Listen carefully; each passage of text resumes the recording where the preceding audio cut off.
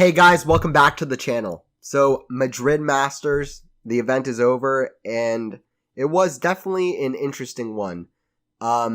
Pace definitely slowed down towards the second half, but it was a very fun event, in my opinion. So many crazy matches. Women's side ended with the craziest of them all. We'll get to that. And on the men's side, it was Alcaraz defeating a unicorn, Jan-Lennard Struff, in the final. And on the women's side, it was Sabalenka defeating Swiatek in the final as well. Both 6-3 in the third set. Yeah, it was a very, to me it felt like a lopsided event in terms of the excitement. I felt like first week, things were rolling. So many matches, so many exciting matches. I mean, we had matches like Team versus Tsitsipas, with Team back in a great form, really hitting through the forehand and looking as confident as ever. I mean, Tsitsipas' serving was remarkable. We had that match. We had different epics with Fokina. Some interesting stories in the event. We had 40 deciding sets on the men's side. Yes, 40 deciding sets in one event, which is completely unprecedented. First time in a Masters 1000 tournament, I'm pretty sure. Something I am sure is that this is the only Masters event that has had 11 deciding set tiebreakers. Those all happened in the first 4 rounds of the tournament, including the first round that had all the buys. 4 rounds, 11 deciding set tiebreakers, and you're saying this tournament wasn't fun. It's just the 2-week scheduling was a big downside on the event. It really, and it's not even the fact that it was 2 weeks, but they really scheduled it poorly, where there were very few matches happening on multiple days in the latter parts of the event. It really slowed the pace down, and it was completely unsurprising to anybody paying attention that that's what was going to happen. They need to figure out a way to make it where the exciting quarterfinals, semifinals, finals aren't the days where it feels like we're just sludging through to the end, because that's when it should be, hopefully, at its most exciting. And I don't think it was up to the fact that we had players we don't usually see in the finals and semifinals in those spots, like Jan-Lennard Struff. I think it was due to the 2-week scheduling. It felt very slow, and that's unfortunate because we had so many crazy things happening in this tournament. I mean, it was great from the get-go. Alcaraz's first match against Ruusuvuori was absolutely lights out. Ruusuvuori played incredible, as good as well as I've seen him play, probably as well as anyone's seen him play. His backhand was insane. And then there's a turning point in the second set, long deuce game on Alcaraz's serve, lots of break points saved. From then it was all Alcaraz.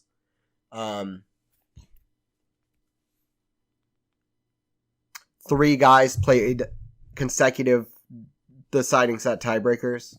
Holger Rune beat Bublik and then lost to Fokina. Zhang won 3 in a row against... it capped off with one of the matches of the year, in my opinion, against Taylor Fritz. That match is still stuck in my head. And that's how you know it's a good one. Let me see who else he beat here. Cameron Norrie. Fritz. No, 1 second. Hold up. I'm getting this wrong somehow. Okay, here we go. Shapovalov, then Norrie, then Fritz. All won in third set tiebreakers after losing the first set. We also had... Let's see. Yeah, Fokina played 2 tiebreakers in a row, deciding set tiebreakers. Zhang's streak is obviously over, but Holger Rune, he's played 3 in a row. Because the Munich final was a deciding set tiebreaker against Botic van de Zandschulp. And then he played 2 here. If he plays 1 in Rome, Holger Rune will have played 4 deciding set breaker matches in a row. That's where we're at. He's not the only guy. And none of the guys I mentioned is who I'm about to mention. Arthur Fils. This week, last few days, played 3 deciding set breaker matches in a row. 10 his run in a challenger. 4 guys this week we've had play consecutive deciding set tiebreakers. 3 of those 4 playing 3 deciding set breakers in a row. Davidovich Fokina, Holger Rune, and Arthur Fils' streak of matches is still on. It's only Zhizhen Zhang, who has already played a match that didn't end in a deciding set tiebreaker. That's how crazy this week is. So, blame the 2-week scheduling. Say it's been boring. Even say you weren't a huge fan of the final or semifinal because you like seeing the names at the end. It's fine. But let's admire how crazy the first part of this event was, because it was really crazy. This was a hell of an event. And I just want to put that out there. Matches like Team Tsitsipas, Nishioka Molchan was fun with good shot making, Hurkacz Gasquet, so many good ones. Shapovalov Zhang, Fritz Zhang, I already mentioned, Medvedev Shevchenko, what else? I'm missing a bunch here. Coric Fokina, which basically ended on a net cord. That was crazy drama. Anyway, I'm missing a bunch here, but there's a lot of crazy matches going on. So, all respect to this tournament. It was a fun one. What else? So many withdrawals. I find it kind of poetic and not particularly surprising that if we were to ever have a lucky loser finalist, that it would come in a tournament where we had about 20-25 withdrawals. I mean, Berrettini, Bonzi, Brooksby, Karina Busta, Cilic, Coria, Deli, and Djokovic, Draper, Isner, Sunwoo Kwon, Kyrgios, Lestian, Nadal, Nakashima, Peya, Rinderknecht, Sinner, Ymir. I don't have more. But I feel like that's already a pretty decent list of withdrawals there. Sinner, Nadal, and Djokovic all not playing this event. So there's a void. There's a void in this event, and it was very clear. Even and some players lost early. Auger-Aliassime lost early. Rublev lost in the 4th round. Ruud lost 2nd round. Tsitsipas didn't make it to the semis or the finals. Musetti lost in the 2nd round. Fritz lost 4th round. Rune lost 3rd round. There are people missing. This was a weird event. It's a weird event. So, what do I make of that? I make of that Madrid isn't going to be the absolute 100% definer of what we're going to see in the next month, until the end of the Roland Garros event, until we get into the grass. I think this event isn't the defining shower. I think it's amazing how well Alcaraz played here and fought, and I think that is a good shower for what we'll see in Roland Garros. But also, Madrid plays only 2 strong suits. Home crowd, fast clay, everything just perfect for Alcaraz. I mean, it's like a playground for him playing out here on these courts. All the shots in his control, he has the time to set them up. The moving on these courts that he has is just remarkable. I mean, his match against Zverev is one of the higher level matches you'll see from one side of the court.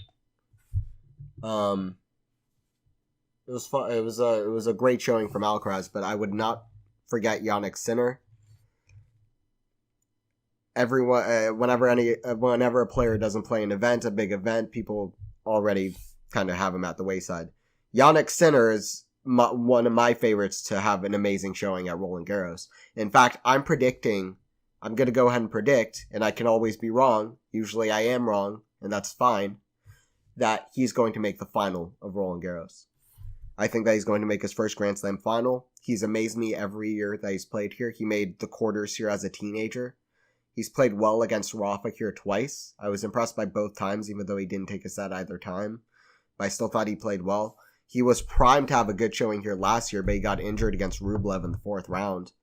If he had beaten Rublev, which he was winning by a lot before he got injured, took the first set, I think 6-1. If he had won that, he would have played Cilic, and then he would have played Ruud.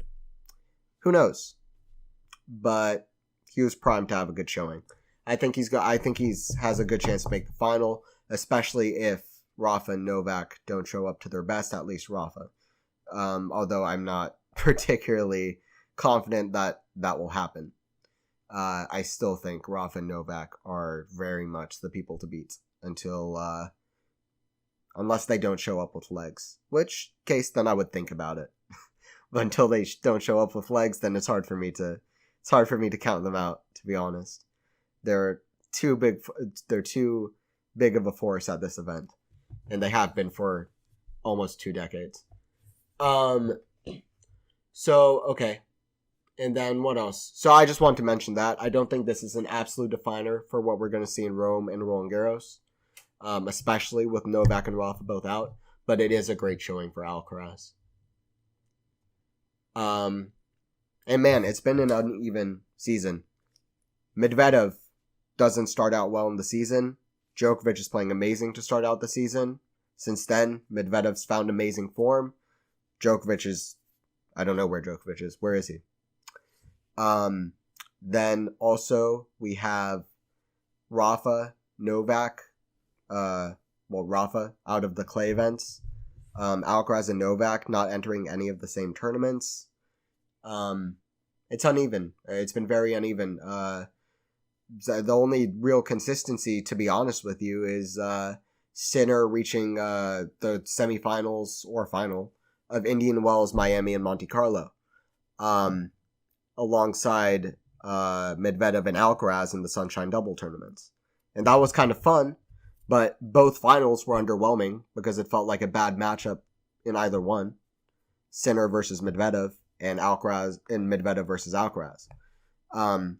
Really, only one semifinal played there was particularly memorable, and they were both Sinner-Alcaraz matches. And the funniest thing about that is we haven't seen Sinner and Alcaraz both playing at any of the clay events yet. Sinner is out in Madrid, Alcaraz was out in Monte Carlo. We can't get any of the top players playing in the right events, and we can't get the top players playing in the final. We had a great final, Sinner versus Medvedev in Rotterdam, but once again, as I mentioned earlier, even then, that's not a great matchup for Sinner. And that's not even in a 1,000 event. So it's really been an uneven year. We're kind of sludging through so far. There's been some fun highs. Rublev getting a Masters is great. Rune showing up big has been good. Sinner really stepping up is good, and he's primed for a great result. For real. Sinner is going to get it done. Sooner or later. But yeah, it's been an uneven season. It's been weird. Meanwhile, the WTA is killing it. Rybakina and Sabalenka, 2 hard hitters, but with very different play and personality. Rybakina just stone cold, just gets the work done. Sabalenka very explosive, fiery, and, she's full of personality, win or lose. Almost smashing the car in Stuttgart after losing to Swiatek. By the way, remarkable final. For me, the match of the year so far. I was blown away at the 2-0 game in that final. Swiatek's returning wasn't there, but it's very much up to Sabalenka's serve, which was amazing. 78% on first serves with Sabalenka in that match.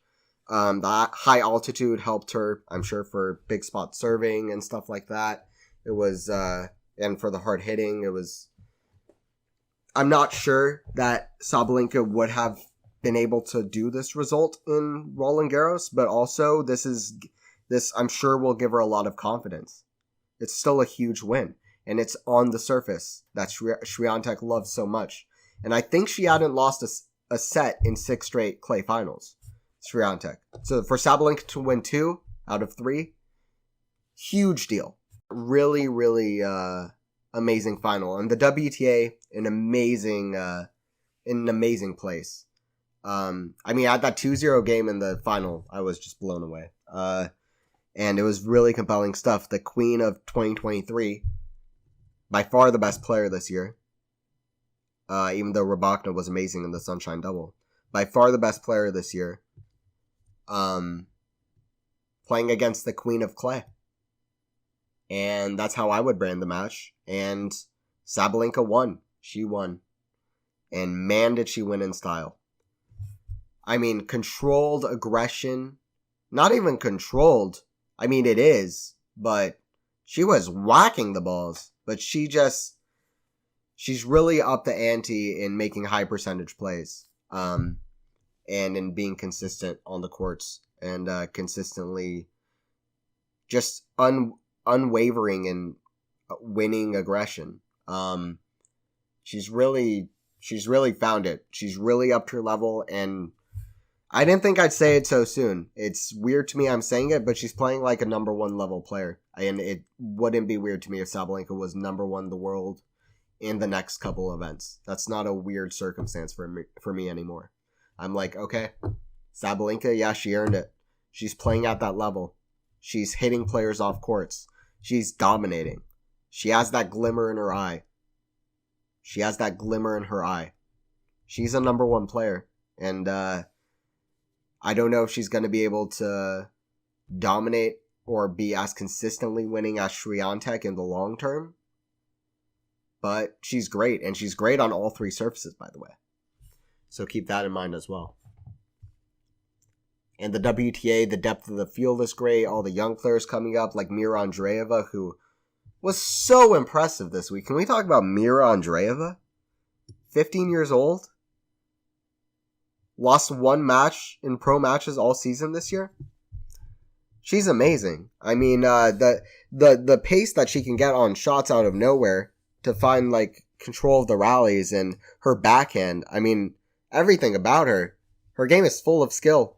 I watched her at the Australian Open girls final earlier this year. She lost that match. It's like the only match she's lost this year, other than to Sabalenka. She was bawling into her towel after she lost that match. I had never seen anyone so distraught. And I say that because after I watched that, I said to myself, I've never seen someone this upset. This has to mean something. First of all, it means she's passionate. She's either never going to play a match again, or guess what? She's gonna decide she's never going to lose a match again. If I was to guess, I think she chose the latter rather than the first choice. Mirra Andreeva, name to watch. And it's super young. You can't say anything substantial, but goddamn would I not be surprised at this point if she wins like 16 Grand Slams. Definitely not betting on it, though, because I'm not an idiot. But, man, most impressive signs for a young player on the women's side I've seen in a long time. For somebody who's a teenager. Okay. So, what else? Struff. Jan-Lennard Struff. I've been waiting for this dude to come back. Bad season last year, but it's whatever. It's behind us. Super solid, great player, great at net. Just, you know, everything you want. And super solid, consistent. He has the shots. Some would argue not as high of a ceiling as some other players, but that's neither here nor there. Makes a final. He deserved a result like this. He deserves to come back. Career high ranking, number 28 when he comes back. With the rankings change next week. Super exciting. Aslan Karatsev. If he was always a qualifier when he entered into events, then I think he would be an all-time great player. Because this dude reaches the semifinals of big events whenever he's a qualifier. Amazing pace, controlled pace, off the ground. The only thing he didn't have in the semifinal, well, he didn't have two things. He couldn't make a first serve in. He was like 50% on first serves. And Struff took advantage of that in the second set. Then by the third set, Karatsev just ran out of legs. He still fought well. Oh boy, did he fought well. And he hit so cleanly and so well. A Korda Karatsev match would be amazing. For real. Aslan versus Sebastian. Can you imagine that? Please? Can we get that? I know we've gotten it in the past, but that was before either one really has stepped up like they have. Anyway, great runs for a lot of different guys. It's been super fun. Shout out Karen Hochinoff. He's really raised his level. And I want to point that out. Borna Coric as well. Just want to point out in my draw preview for Monte Carlo, I did say that I was expecting Coric to have a really good result on the clay in the near term. Because he was still playing, like going for his shots and playing his game during those matches where he lost. He was just making errors. But anybody with that good of a mindset and that good of a work ethic is going to be able to change that to winners. Slowly, but that's what happens. With guys talented as Coric, it doesn't matter if he loses 10 times in a row. I couldn't care less. You have to look at what's deeper, if he's talented, if he's going for his shots, if he's playing smart. He was just making errors. Still on the comeback. But I think he'll get insane confidence from his win. So shout out Coric as well. Shout out Fokina. He played amazing. On the women's side, I'd like to give a couple more shout outs. Let's see. Like her or not, Trevisan has been playing great. Sakari. Definitely Sakari. Shout out Sakari. Because she did not play her best tennis at some matches this week. But boy, did she fight and pull through. Maria Sakari, she really showed a good grit. And she did show a good level. Beating Paul Badoza in the fourth round, 6-4, 6-4. And I was expecting Badoza to get through that. I'm not going to lie. After her match that she played against Mazarova. Mazarova should have won that match, but she just mentally wasn't there.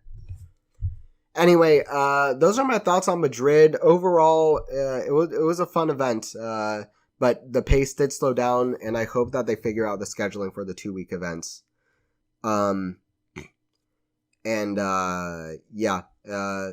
Crazy event. Really crazy. I mean, I'm not just saying crazy event after every event. I am feeling a little bit underwhelmed in terms of where the men's game is right now, but it'll get there, and it is what it is. I just hope we get to see Alcaraz playing Novak or Rafa, or Novak and Rafa playing each other. And I just hope we get all the guys back. Sinner, Alcaraz, because this clay season, it should be one of excitement.